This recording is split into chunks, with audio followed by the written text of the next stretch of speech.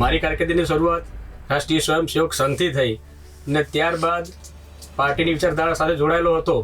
એટલે મને નાની ઉંમરે જિલ્લા પંચાયતની સીધી ચૂંટણી લડવાની મોકો મળે, સીધો ચૂંટણી લડવાનો.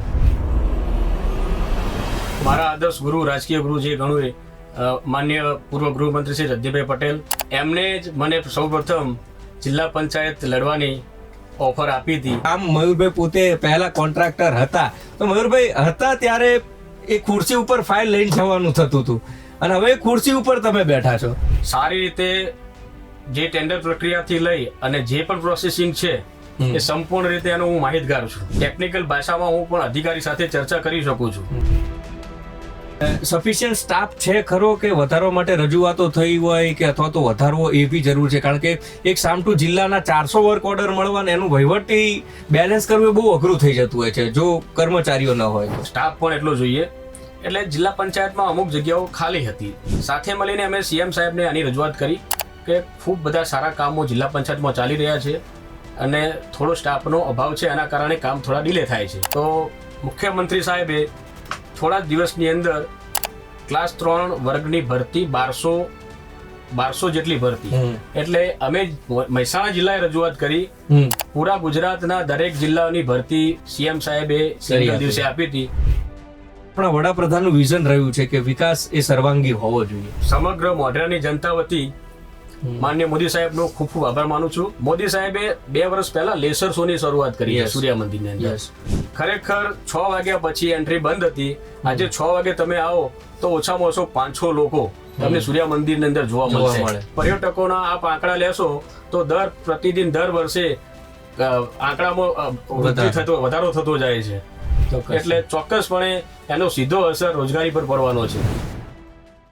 ભારત દેશ અને ભારત દેશનું રાજકારણ અને એમાં પણ ખાસ કરીને યુવા નેતાઓની જે મહેનત છે અને રાજકારણની અંદર યુવા નેતા જ્યારે આવશે તો એ દેશ માટે, આપણા ગુજરાત રાજ્ય માટે અને સાથે જ અનેક જિલ્લાઓમાં જે પણ પાર્ટીશન પડેલા છે, મતલબ રાજકીય માળખાઓ, તેમાં પણ ફાયદો થવાનો છે એ વાત નક્કી છે. અને એવા જ એક યુવા નેતા સાથે આજે ચર્ચા કરી છે સ્ટુડિયો ઓન વ્હીલમાં.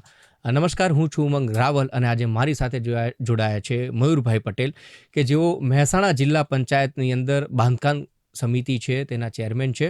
અને બાંધકામ સમિતિ છે એના ચેરમેન એટલે તમે વિચારી શકો ઉંમર નાની છે, જવાબદારી બહુ મોટી છે અને એમની સાથે સીધી ચર્ચા એ કરવી છે.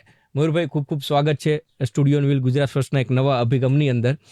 મયુરભાઈ, આમ તો ઉંમર બહુ દેખાતી નથી, મારા જેમ તમારે કાળા વાળ છે, થોડા ઘણા સફેદ વાળ મારા જેમ છે. આ ઉંમરની અંદર આ પોઝિશન ઉપર પહોંચવું, એ કારકિર્દીની શરૂઆત, મતલબ એક સ્ટેપ કેવી રીતે ચડ્યા હતા અને આ પોઝિશન ઉપર કેવી રીતે પહોંચ્યા? ખૂબ સરસ સવાલ કર્યો આપને. મારી કારકિર્દીની શરૂઆત હું જ્યારથી નાનો હતો ત્યારથી રાષ્ટ્રીય સ્વયંસેવક સંઘ સાથે જોડાયેલો હતો. અચ્છા. એટલે એની સાથે પણ મેં ઘણા વર્ષો સુધી કામ કર્યું છે. એની સાથે પાર્ટીની વિચારધારા સાથે પણ હું જોડાયેલો હતો. એટલે જ્યારે પણ પાર્ટીનું કોઈ ચૂંટણીલક્ષી કામ હોય અથવા કોઈ મિટિંગ હોય તેવા સમયે પણ પાર્ટીને આપણે સમય આપેલો હતો નાની ઉંમરે. એટલે મારી કારકિર્દીની શરૂઆત રાષ્ટ્રીય સ્વયંસેવક સંઘથી થઈ અને ત્યારબાદ પાર્ટીની વિચારધારા સાથે જોડાયેલો હતો. એટલે મને નાની ઉંમરે જિલ્લા પંચાયતની સીધી ચૂંટણી લડવાની મોકો મળે, સીધો ચૂંટણી લડવાનો. એટલે સૌપ્રથમ હું જિલ્લા પંચાયત મહેસાણા મોઢેરા સીટ પરથી જિલ્લા પંચાયતની ચૂંટણી લડ્યો. એટલે આમ કોઈ એક દિવસ એવો યાદ છે મયુરભાઈ કે ત્યારે એમ થયું હોય કે આજે આપણો કાં તો જેકપોટ છે અથવા તો પછી એવું થયું કે ના, આપણે કોઈકની નજરમાં આવ્યા છીએ એમ? આ વિષયમાં દરેક વ્યક્તિ પાછળ કોઈ રાજકીય ગુરુ હોઈ શકે અને હોય પણ છે અને એમની જરૂર પણ હોય છે. બિલકુલ. આ દિશામાં જો હું વાત કરું તો મારા આદર્શ ગુરુ, રાજકીય ગુરુ જે ગણું માન્ય પૂર્વ ગૃહમંત્રી શ્રી જગદીપભાઈ પટેલ, હાલ એમને પૂર્વ પ્રદેશ મહામંત્રી પણ હતા. એમને જ મને સૌપ્રથમ જિલ્લા પંચાયત લડવાની ઓફર આપી હતી અને એમના થકી જ હું જિલ્લા પંચાયતનો સદસ્ય બની ચૂક્યો છું. સદસ્ય બન્યા ત્યારે આમ કેવું નવું લાગતું હશે બધું કે હવે આપણે જઈને કરવાનું શું, અથવા તો લોકોના પ્રશ્ન હોય તો ક્યાં આગળ જઈને રજૂઆત કરવાની? કારણ કે ઘણી બધી સમિતિઓ અને કમિટીઓ ભેગી થતી હોય. તો સદસ્ય જ્યારે બન્યા ત્યારે કેવી રીતે એને બધું હેન્ડલ કર્યું અને ત્યારે જે કામોની ચર્ચા થતી હોય કે લોકો લઈને પણ આવતા હોય અને એ વહીવટકર્તાઓને કહેવાનું પણ છે? ચોક્કસપણે સૌપ્રથમ જ્યારે જવાબદારી મળે એટલે કોઈ પણ કામ ચેલેન્જિંગ તો હોય, પણ હું જ્યારથી જિલ્લા પંચાયત લડ્યો તો હું એક પણ દિવસ ઘરે રહ્યો નથી. મેં જિલ્લા પંચાયતનો સંપૂર્ણપણે જિલ્લા પંચાયતના દરેક ગામોને લાભ મળે, કઈ રીતે લાભ મળે એના પાછળ સતત મેં ચિંતા કરી છે. અને મારી સંપૂર્ણ હાજરી હું જિલ્લા પંચાયતને સમયસર આપતો રહ્યો છું. એટલે પહેલા થોડો સમય થોડું એવું લાગ્યું હતું ચેલેન્જિંગ જેવું, બાદમાં સંપૂર્ણ એના પર પૂરી ગ્રીપ આવી ગઈ. દરેક વિસ્તારના સરપંચ હોય, આપણા રાજકીય આગેવાનો હોય, એમની વારંવાર જિલ્લા પંચાયતમાં મુલાકાત હોય, એ લોકોના પ્રશ્નોના નિરાકરણ કઈ રીતે લાવવા, કઈ રીતે કામ કરવું, એ ખૂબ સારી રીતે હું જાણી ગયો હતો અને ખૂબ સારી રીતે મેં આ લોકોના કામ પણ મેં કર્યા છે. બાંધકામ શાખાની જવાબદારી આપને ક્યારે મળી? ચૂંટાઈને તરત જ બાંધકામ સમિતિ મળી કે પછી રાહ જોવી પડી હતી? નહીં, અમારામાં પ્રથમ 2.5 વર્ષ, ત્યારબાદ 2.5 વર્ષ, એ રીતે 2 પાર્ટ હોય છે. એટલે હું જ્યારે પ્રથમવાર જીતીને ગયો ત્યારે હું અપીલ સમિતિનો સભ્ય, બરાબર, એ અમારા જિલ્લા પંચાયત એક સમિતિ છે.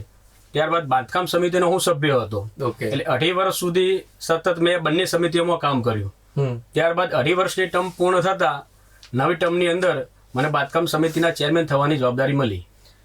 બાંધકામ સમિતિ એટલે ખૂબ મોટું ખાતું કહેવાય, કારણ કે બાંધકામ શબ્દ આવે એટલે ઘણા બધા વિચારો, જેમાં રોડ રસ્તા આવે, કોઈ નવા પ્રોજેક્ટના નિર્માણ કરવાનું, કારણ કે આખો જિલ્લો લઈને બેઠા છો. લોકોની અપેક્ષાઓ મયુરભાઈ પાસે શું હતી કે મયુરભાઈ જો હવે સભ્ય હતા અને ચેરમેન બન્યા છે તો અમારા આ કામ તો થવા જોઈએ? બાંધકામ સમિતિના ચેરમેન બન્યા પછી સૌ પ્રથમ તો આપણા અધિકારીઓ સાથે એક રિવ્યુ મિટિંગ સાથે આખા જિલ્લાના દરેક તાલુકાના એ વિગતવાર જે રોડ રસ્તાઓ છે, એટલે હું માનું ત્યાં સુધી જિલ્લા પંચાયત મહેસાણામાં 1400થી વધારે રોડ એક ગામથી બીજા ગામને જોડતા છે. એ સિવાય સ્ટ્રક્ચરના કામ છે, માઇનોર બ્રિજીસ, મેજર બ્રિજીસ, એ બધા પણ ખૂબ બધા કામ છે.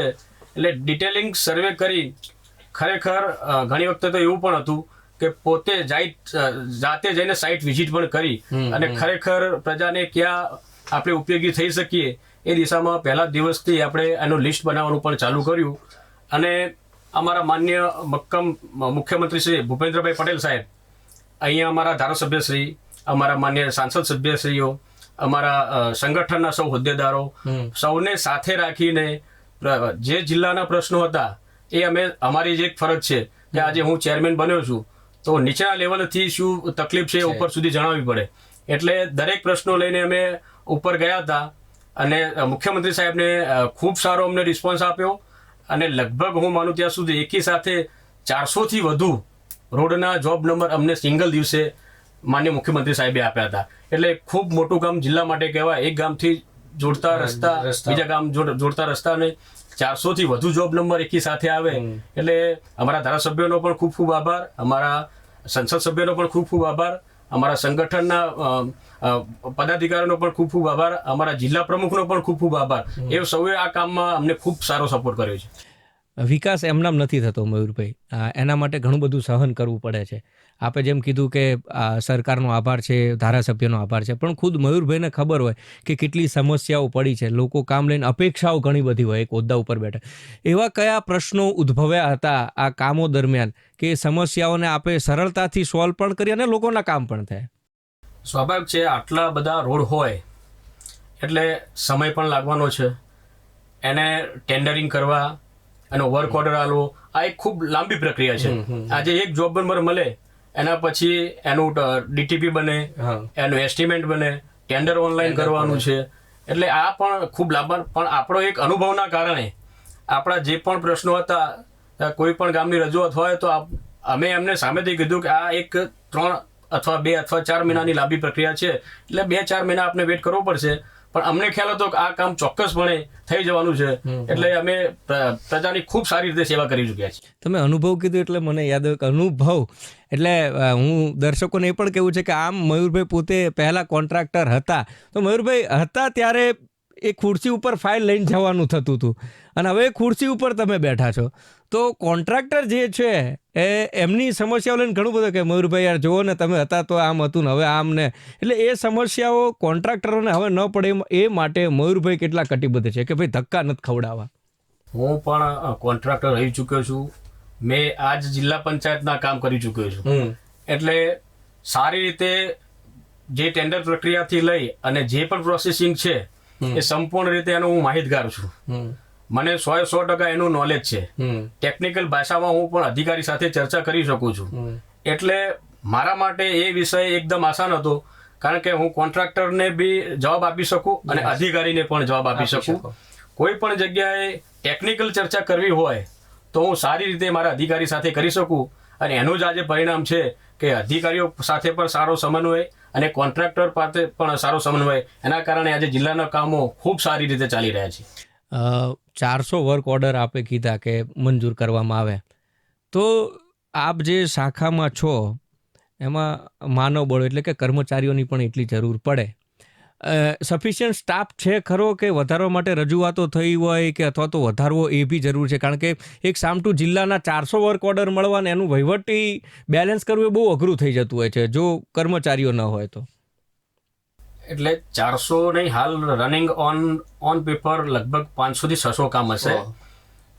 આટલા કામ પૂરા કરવા માટે સ્ટાફ પણ એટલો જોઈએ.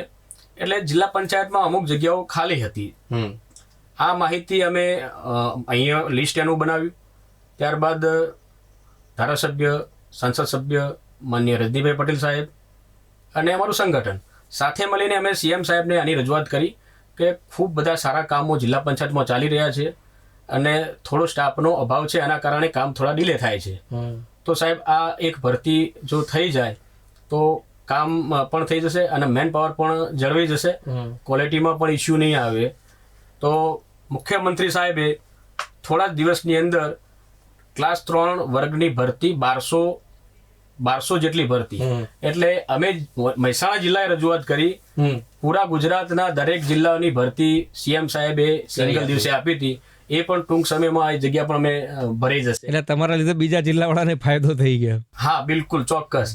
એટલે આ જગ્યા ભરાશે એટલે દરેક જિલ્લાને એનો લાભ મળવાનો છે, કારણ કે મેન પાવર શોધવાનું છે તો આપણે એટલા કામ પણ ઝડપી કરી શકીશું. ચોક્કસથી. આ વાત થઈ આપની શાખાની, પણ હવે આપણા વતનની વાત કરીએ. મોઢેરા આપનું વતન છે અને બાજુમાં સૂર્ય મંદિર છે. મોઢેરા માટે એ ગૌરવની વાત છે કે એશિયાનું સૌથી પહેલું સોલર સિસ્ટમથી ચાલતું ગામ છે જાહેર કરવામાં આવ્યું, ને સૂર્ય મંદિર માટે કે હેરિટેજની અંદર એનો સમાવેશ થયો છે. એને કેવી રીતે જોવો છો વિકાસની દ્રષ્ટિએ? કારણ કે આપણા વડાપ્રધાનનું વિઝન રહ્યું છે કે વિકાસ એ સર્વાંગી હોવો જોઈએ. સૌ પ્રથમ તો હું માનનીય વડાપ્રધાન સાહેબ નરેન્દ્રભાઈ મોદી સાહેબનો ખૂબ ખૂબ આભાર માનીશ.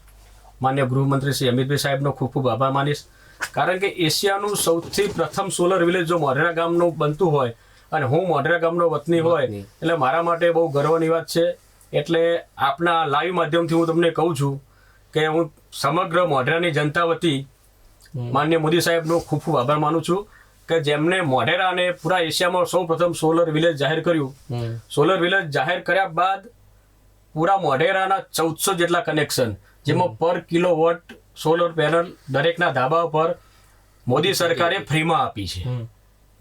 1 કિલોવોટની સોલર પેનલ મોદી સાહેબે ફ્રીમાં આપી, જેના કારણે હું માનું ત્યાં સુધી ગામમાં 90% લોકોને લાઇટ બિલ ભરવાથી રાહત મળી છે. ઝીરો બિલ થઈ ગયું છે 90% લોકોને. એટલે ચોક્કસપણે ગામને સંપૂર્ણપણે આનો લાભ મળ્યો છે અને પૂરા વિશ્વ ફલક પર એક મોઢેરાની આગવી ઓળખ થઈ છે. બહાર ફોરેન થી લઈ અને કેટલાય લોકો આ પ્લાન્ટ્સની મુલાકાત લેવા પણ આવે છે. એટલે મોદી સાહેબનો આ તબક્કે ખૂબ આભાર માનીએ છીએ કે સોલર વિલેજ તરીકે મોઢેરાને જાહેર કર્યું. આપને બીજો પ્રશ્ન કર્યો સૂર્ય મંદિર. સૂર્ય મંદિરે વર્લ્ડ હેરિટેજની કેટેગરીમાં આજે મૂક્યું છે. એટલે તમે સમજી શકો છો આ નાની વાત નથી. વર્લ્ડ હેરિટેજની અંદર ખાલી નામ હોવાથી પર્યટકોનો ઘસારો એટલો વધે છે. સામાન્ય પ્રજાના જે ધંધા રોજગાર પર એને સીધી અસર થાય છે અને ધંધા રોજગાર પણ એના કારણે સારા ચાલે છે. એનાથી વિશેષ વાત કરું તો મોદી સાહેબે 2 વર્ષ પહેલા લેસર શોની શરૂઆત કરી છે સૂર્ય મંદિરની અંદર. ખરેખર 6 વાગ્યા પછી એન્ટ્રી બંધ હતી. આજે 6 વાગે તમે આવો તો ઓછામાં ઓછો 500 લોકો તમને સૂર્ય મંદિરની અંદર જોવા મળશે, જેના કારણે ધંધા રોજગાર દરેકને ખૂબ સારો લાભ થયો છે. એટલે વર્લ્ડ હેરિટેજમાં સ્થાન મળ્યું એ પણ અમારા માટે બહુ ગૌરવની વાત છે. પર્યટકની વાત, પર્યટક ચેન પણ બની છે, એનાથી પણ ઘણો બધો ફાયદો ઉદ્યોગને લઈને, એટલે મતલબ નાના લઘુ ઉદ્યોગો જે છે એમને થવાનો, ઘસારો વધશે મુસાફરોનો એને લઈને. અત્યારે જે એક ફોકસ છે કે પર્યટક કઈ રીતે વધુમાં વધુ મુલાકાત લે અને આકર્ષણનું કેન્દ્ર બને, તો આપ જોઈ શકતા હશો કે અંબાજી માતાનું ટેમ્પલ, ત્યાંથી નીકળો એટલે તારંગા હિલ્સનું પણ ડેવલપમેન્ટ છે. ધરોઈ ડેમ્સ, હું માનું છું મારા ધ્યાનમાં છે ત્યાં સુધી 1200 કરોડથી વધુ રકમના વિકાસના કામો ત્યાં થયા છે. અને સાહેબ દી એમ્યુનિટીઝ ત્યાં ડેવલપ થઈ રહી છે. એટલે ચોક્કસપણે ત્યાં પણ થશે.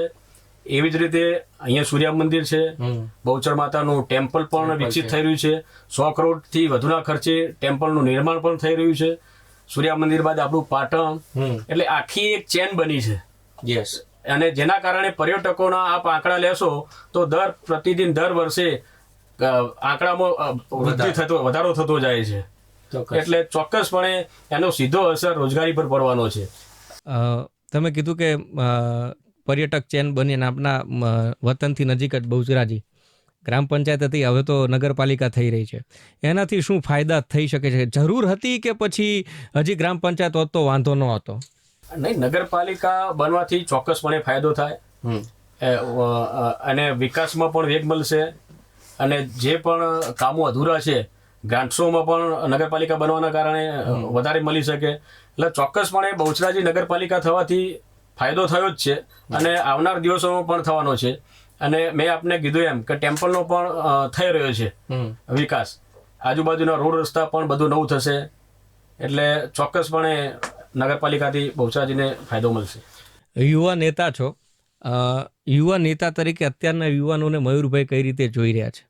હાલ તો હું જ્યારે ચૂંટણી લડીને જિલ્લા પંચાયત બેસ્યો ત્યારથી મારી ચોક્કસપણે હાજરી જિલ્લા પંચાયતમાં સોમવાર ગુરુવાર હું અચૂક જાઉં છું.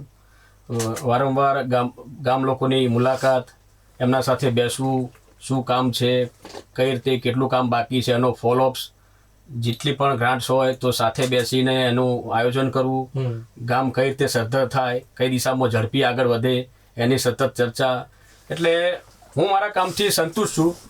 છેલ્લા 5 વર્ષની ટર્મ પૂર્ણ થવાના આરે છે, પણ દરેક ગામને અને જિલ્લાને ન્યાય મળે એ મુજબનું મેં કામ કર્યું છે. ગ્રાન્ટોની વાત હોય તો સરકાર તરફથી ઘણી બધી ગ્રાન્ટો આવતી હોય છે. કેન્દ્ર સરકારથી સરકાર એક પેરેલલ સિસ્ટમ ચાલતું હોય. વિઝન છે વડાપ્રધાન નરેન્દ્ર મોદી અને આપણા નેતૃત્વ જે રાજ્યનું કરી રહ્યા છે મુખ્યમંત્રી શ્રી ભૂપેન્દ્રભાઈ પટેલ, એ વિઝનને આપ કેવી રીતે જુઓ છો? વિકાસની દ્રષ્ટિએ હોય કે પછી યાત્રાધામના વિકાસની વાત હોય, લોકોના સુખાકારીની વાત હોય, આરોગ્ય દ્રષ્ટિ હોય? હાલ તમે જુઓ તો ગ્રામ્ય કક્ષાએ નાણાં પંચની ગ્રાન્ટ વસ્તીના ધોરણે સીધી જ ગામમાં આવે છે. એવી જ રીતે નાણાં પંચ તાલુકામાં અને જિલ્લામાં, એવી જ રીતે તાલુકામાં એટીવીટી અને આયોજનની ગ્રાન્ટો. એટલે સરકાર ભરપૂર માત્રામાં યોજનાઓ છે જે સતત એના હપ્તા આપણે ચાલુ હોય છે. અને અમારું કામ એ જ છે કે દરેક સરપંચથી લઈ આપણા આગેવાન હોય અથવા ગામની રજૂઆત હોય, એને જે કામ બાકી હોય એનું પ્રાધાન્ય આપી અને આ ગ્રાન્ટોમાં ક્યાંક ના ક્યાંક કામ સેટ કરવા અને એનો ફાયદો ગામને મળે એ દિશામાં અમે કામ કરી રહ્યા છીએ. છેલ્લો પ્રશ્ન પૂછું. બધી વાત કરી આપણે સામાજિક દ્રષ્ટિએ ગ્રાન્ટથી માંડી, આપની શાખા વિસ્તાર કેવી રીતે આવ્યા. હવે મયુરભાઈ પ્રશ્ન એ થાય કે હોદ્દો તો જિલ્લા પંચાયતમાં છે, તો આગળ મયુરભાઈનું વિઝન શું છે? કેવી રીતે રાજકીય રીતે આગળ વધવું છે કે પછી પાર્ટીમાં સંગઠનમાં આગળ વધવું છે? કોઈ જવાબદારી મળે તો કઈ રીતે નિભાવવા માંગે છે? મયુરભાઈનું વિઝન શું છે? હું ભારતીય જનતા પાર્ટી સાથે જોડાયેલો છું, એક કર્મઠ કાર્યકર્તા છું. પાર્ટી મને જે જગ્યાએ જવાબદારી આપશે એ નિભાવવા માટે હું ચોક્કસ પ્રયત્ન કરીશ અને હું એ વાતની પાર્ટીને પણ ગેરંટી આપું છું. પાર્ટી મને જે જવાબદારી આપશે એ હું ચોક્કસપણે નિભાવીશ. વાંધો ન તો પૂછું કે માનો કે ઇલેક્શન આવે છે, એમાં ક્યાંક મયુરભાઈને ચાન્સ મળી જાય તો, જેમ આ જેકપોટ જિલ્લા પંચાયત વાળો લાગે તો? કદાચ લડવાનું થશે તો પણ લડીશ. પાર્ટીએ બીજા કોઈ ઉમેદવારને ટિકિટ આપશે તો પણ એની સાથે છું. હું ભારતીય જનતા પાર્ટી સાથે છું, એટલે પાર્ટી મને જે આદેશ આપશે એ મુજબ હું કામ કરીશ. ચોક્કસથી. આભાર મયુરભાઈ. એટલે આમ જોવા જાવ ને તો મયુરભાઈ માટે જે શાખામાં કામ કરી રહ્યા છે એમનામાં તો એવું છે કે ભાઈ સોનામાં સુગંધ મળી, એમ કે જે કરતા હતા એ જ અહીંયા કરવાનું. કોના માટે? તો કે ભાઈ હું જે જગ્યાએ ફાઇલો લઈને જતો હતો એ જ મારે હવે કોઈને અટવણ ન પડે, કોઈને મુશ્કેલીઓ ન ઊભી થાય, એનું મારે કામ કરવાનું છે. એટલે જ્યાં ધક્કા ખાધા હોય અથવા તો જ્યાં ચપ્પલ ઘસાઈ ગયા હોય ને, એટલે એ અંતથી લઈને ઇતિ સુધી ખબર હોય કે ભાઈ અહીંયા પેરેલલ આ સિસ્ટમ કામ કરી રહી છે ને આ સિસ્ટમને આમ નહીં ને આમ કાન પકડાવા તો પણ એ મયુરભાઈને સારી રીતે આવડે. અપેક્ષા એ પણ છે કે આવનારા સમયમાં જે પણ પાર્ટી થકી નિર્ણય લેવામાં આવે, ઇલેક્શન લક્ષી હોય, સંગઠન લક્ષી હોય કે પછી પક્ષ સાથે રહીને કામ કરવાનું, તો પણ એ મયુરભાઈની તૈયારી છે. પણ યુવા નેતા તરીકે નાની ઉંમરમાં મયુરભાઈએ ઘણા બધા કામ અને સાથે જ પાર્ટીમાં રહી અને લોકસેવાના કામ જે એમણે કર્યા છે, અપેક્ષા અમને એમ પણ છે કે મયુરભાઈની જે પણ અપેક્ષા હોય આવનારા સમયમાં એ પણ પૂરી થાય. નમસ્કાર.